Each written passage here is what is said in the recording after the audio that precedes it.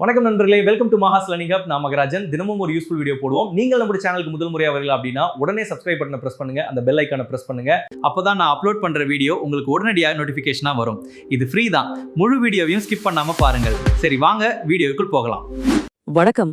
தமிழகத்தின் 13வது முதலமைச்சராக C. Joseph Vijay பதவியேற்ற அந்த வரலாற்று சிறப்புமிக்க தருணத்தை நாம் எல்லாரும் பார்த்தோம் இல்லையா? மேடையிலே அவர் கையெழுத்திட்ட அந்த முதல் 3 அதிரடி அரசாணைகள் என்னென்ன, அதோட உண்மையான தாக்கம் என்ன, வாங்க இந்த எக்ஸ்பிளைனர்ல ரொம்ப டீப்பா அலசி ஆராயலாம். ஓகே, இன்னைக்கு நம்ம என்னென்ன பார்க்க போறோம்னு டக்குன்னு சொல்லிடுறேன். முதலமைச்சரின் பதவியேற்பு, முதல் அரசாணையான மின்சார மானியம், அடுத்து பெண்களுக்கான சிங்கப்பெண் பாதுகாப்பு படை, 3வதா போதையொழிப்பு அதிரடி பிரிவுகள், அப்புறம் லாஸ்டா இந்த திட்டங்களுக்கான செலவுகள், அது மேல வைக்கப்படுற விமர்சனங்கள். இதான் நம்ம லிஸ்ட். முதல்ல ஒரு வரலாற்று புதிய சகாப்தம் முதலமைச்சர் விஜயின் பதவியேற்பு பற்றி பார்ப்போம். அவர் பேச்சு ஆரம்பிக்கும் போதே என் நெஞ்சில் குடியிருக்கும் அப்படிங்கிற அந்த எவர்கிரீன் டயலாகோட தான் தொடங்கினாரு. இது கூட்டத்துல ஒரு பெரிய எமோஷனல் கனெக்ட உருவாக்குச்சு. ஆனா அதே ஸ்பீச்ல ஒரு ஸ்ட்ரிக்டான வார்னிங்கும் கொடுத்தாரு, கவனிச்சிங்களா? மக்களின் பணத்துல ஒரு பைசாவை கூட நான் தொடமாட்டேன், ஊழலை ஒருபோது அனுமதிக்க மாட்டேன்னு ரொம்ப ஸ்ட்ராங்கா சொன்னாரு. அது மட்டும் இல்லாம இங்க ஒரே ஒரு அதிகார மையம் தான், அது என் கீழே மட்டும்தானு கட்சிக்காரர்களுக்கும் அமைச்சர்களுக்கும் ஒரு கிளியர் மெசேஜ் பாஸ் பண்ணிருக்காரு. சோ இந்த அரசாங்கம் எவ்வளவு ஸ்ட்ரிக்டா இருக்க போகுதுன்னு இதுலயே நமக்கு தெரியுது. இப்ப நாம கவனிக்க வேண்டிய ரொம்ப முக்கியமான விஷயம் தற்போதைய அரசியல் நிலைமை. தேர்தல்ல தமிழக வெற்றிக் கழகம் 108 இடங்கள்ல ஜெயிச்சு தனிப்பெரும் கட்சியா வந்தாலும் மெஜாரிட்டிக்கு தேவையான 118 சீட்ஸ் கிடைக்கல. அதனால காங்கிரஸ், கம்யூனிஸ்ட், விசிக, முஸ்லிம் லீக்னு ஒரு பெரிய கூட்டணியோட தான் இந்த அரசு அமைஞ்சிருக்கு.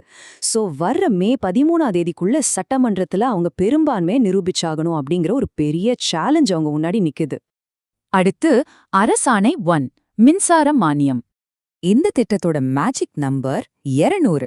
ஆமாங்க, தகுதியான வீடுகளுக்கு 200 யூனிட் இலவச மின்சாரம் அப்படிங்கிறது தான் நடுத்தர மற்றும் ஏழை மக்களுக்கான அந்த முதல் மாஸ் அறிவிப்பு. முதலமைச்சரா பதவியேற்ற உடனே மேடையிலேயே அவர் கையெழுத்து போத்தது மக்கள் மத்தியில ஒரு பெரிய வைப கிரியேட் பண்ணிருக்கு. ஆனா இங்க ஒரு ட்விஸ்ட் இருக்கு. இதுல ரொம்ப இன்ட்ரெஸ்டிங்கான விஷயம் என்னன்னா, தேர்தல் வாக்குறுதிக்கும் இப்ப வந்திருக்க அரசாணைக்கும் சின்ன வித்தியாசம் இருக்கு. என்னன்னா, தேர்தல் அறிக்கையில தகுதியான எல்லாருக்கும் மாசம் 200 யூனிட் இலவசம்னு சொன்னாங்க. ஆனா அரசாணையில இது 2 மாசத்துக்கு ஒரு முறை தான், அதுவும் 500 யூனிட்குள்ள கரண்ட் யூஸ் பண்றவங்களுக்கு மட்டும்தான் ஒரு கண்டிஷன் வச்சிருக்காங்க. ஒருவேளை 500 யூனிட்டை தாண்டிட்டா பழையபடி 100 யூனிட் இலவசம் மட்டும்தான். இது நெட்டிசன்கள் பலரும் சோஷியல் மீடியால கொஞ்சம் விமர்சனம் பண்ணிட்டு இருக்காங்க. அப்படிங்கறதையும் நம்ம மறுக்க முடியாது. அடுத்து நம்ம பார்க்க போறது அரசாணை 2 பெண்கள் பாதுகாப்பு படை. இந்த ஸ்பெஷல் ஃபோர்ஸ்க்கு வச்சிருக்கிற பேரை பாருங்க, சிங்கப்பெண். நம்ம ஊரு கலாச்சாரத்துல ஒரு தைரியமான, எதற்கும் துணிஞ்ச பெண்ணை இப்படிதான் கூப்பிடுவோம் இல்லையா? பெண்களோட பாதுகாப்புக்காக உருவாக்கப்பட்ட இந்த அதிரடி படைக்கு இந்த பேரு செம்ம ஆப்டா இருக்கு.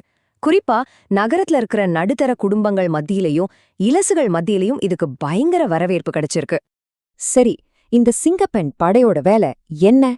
பெண்களுக்கு எதிரா ஏதாவது துன்புறுத்தல் நடக்குதுன்னு தகவல் வந்தா ஸ்பாட்ல இறங்கி ஆக்ஷன் எடுக்கிறது தான் இவங்களோட மெயின் டாஸ்க். இதுக்காக லேட்டஸ்ட் டெக்னாலஜி வசதிகள் கொண்ட தனிப்படை 24 மணி நேரமும் ஒர்க் ஆகிற ஒரு எமர்ஜென்சி ஹெல்ப்லைன் நம்பர் எல்லாம் கொண்டு வராங்க. இவங்க லோக்கல் போலீஸ் கூடவும் இணைஞ்சு செயல்படுவாங்க. கிராமமோ நகரமோ, இனிமே பெண்கள் தைரியமா வெளியே போயிட்டு வரதுக்கு இந்த திட்டம் ரொம்பவே ஹெல்ப்ஃபுல்லா இருக்கும்னு நம்பலாம். இப்போ 3வது அரசாணைக்கு வருவோம், போதைப் பொருள் தடுப்பு பிரிவுகள். தேர்தல் கேம்பெயின் அப்பவே போதைப்பொருள் பிரச்சனைய ரொம்ப சீரியஸா பேசினார் விஜய். இப்போ அத ஆக்ஷன்ல இறக்கிட்டாரு. தமிழ்நாடு முழுக்க 65 ஸ்பெஷல் அதிரடிப்படை போலீஸ் ஸ்டேஷன்கள் வரப்போகுது. அதாவது ஒவ்வொரு மாவட்டத்துக்கும் 1, பெரிய சிட்டி போலீஸ் லிமிட்டுக்கு 1ன்னு பிளான் பண்ணிருக்காங்க. இவங்களோட டார்கெட் என்ன தெரியுமா? சீக்ரெட்டா இன்ஃபர்மேஷன் கலெக்ட் பண்றது, ஸ்டூடெண்ட்ஸ் கிட்ட அவேர்னஸ் உருவாக்குறது, அப்புறம் இந்த போதைப்பொருள் நெட்வொர்க்கை அப்படியே வேரோட அழிக்கிறது. நம்ம யூத்தோட ஃபியூச்சரை காப்பாத்த இது ஒரு பெரிய கேம் சேஞ்சரா இருக்கும். கடைசியா நாம பார்க்க போற பகுதி செலவுகளும் விமர்சனங்களும். திட்டங்கள் எல்லாம் சூப்பர் தான், ஆனா இத செயல்படுத்துறதுக்கு எவ்வளவு பணம் வேணும்? நிதி நிலைமை பத்தி பேசும்போது முந்தைய திமுக அரசு மேல ஒரு பெரிய குற்றச்சாட்டை வச்சிருக்காரு முதல்வர்.